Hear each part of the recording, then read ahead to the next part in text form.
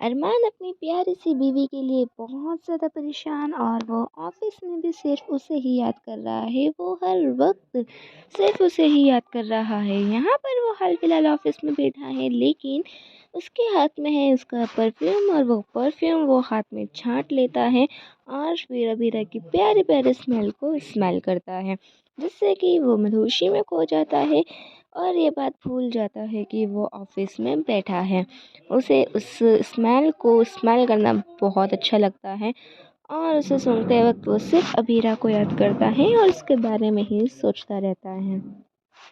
कहा जाए तो वो अबीरा को भूलना ही नहीं चाहता है, वो सिर्फ उसके पास रहना चाहता है।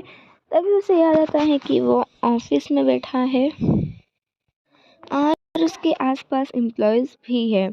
तो यहाँ पर थोड़ा सा अनकंफर्टेबल हो जाता है, लेकिन वो उठकर उन्हें वहाँ से जाने के लिए कह देता है और कहता है कि आप सबको अभी यहाँ से जाना चाहिए क्योंकि मुझे कुछ ज़रूरी काम है।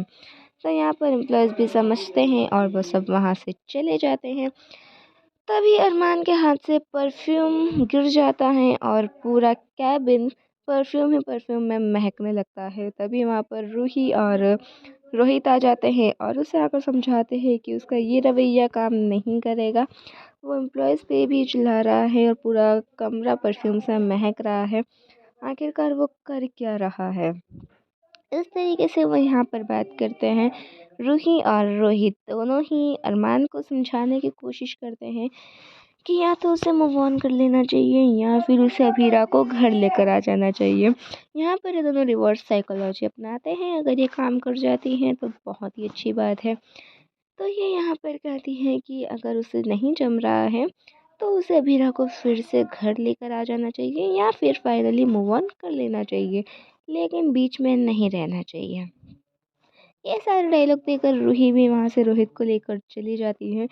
तो इधर चारू, हम सभी को पता है कि चारू हाल फिलहाल बहुत बड़ी कश्मकश में है, क्योंकि उसे अभी हाल पता चला है कि अभी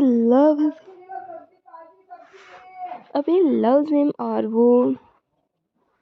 और उसने इसे प्रपोज भी कर दिया है। तो यहाँ पर जो अभी है वो आया है गार्डन में घूमने और वो उठने की कोशिश करता है, लेकिन उठ नहीं पाता है। तो वो थोड़ा सा हताश हो जाता है, लेकिन वो हर बार अपने आप को पुश करता है और उठने की कोशिश करता है। तभी चारू अपने आप में हिम्मत देती है और सोचती है कि अभी उठ सकते हो, तुम उठ सकते हो, तुम्हें उठना ही होगा।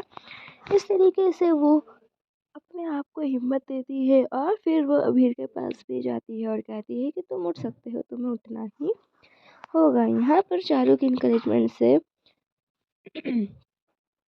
अबीर को थोड़ा सा मोटिवेशन में वो थोड़ा सा मोटिवेट होता है और फिर उठ भी जाता है और वो उठने में भी थोड़ा कामयाब रहता है, जिस वजह से चारू काफ़ी ज़्यादा खुश होती है और अबीर को प्यार से गले लगा लेती है, क्योंकि काफ़ी दिनों बाद अबीर अपने पैर पर खड़ा हुआ है, जिस वजह से वो काफ़ी ज़्यादा खुश है। तो यहाँ पर अबीर भी खुश होता है उठने के बाद और अबीर चारू से कहता है कि वो उससे बहुत प्यार करता है, प्लीज़ वो उसका प्रपोज़ल एक्सेप्ट कर लें।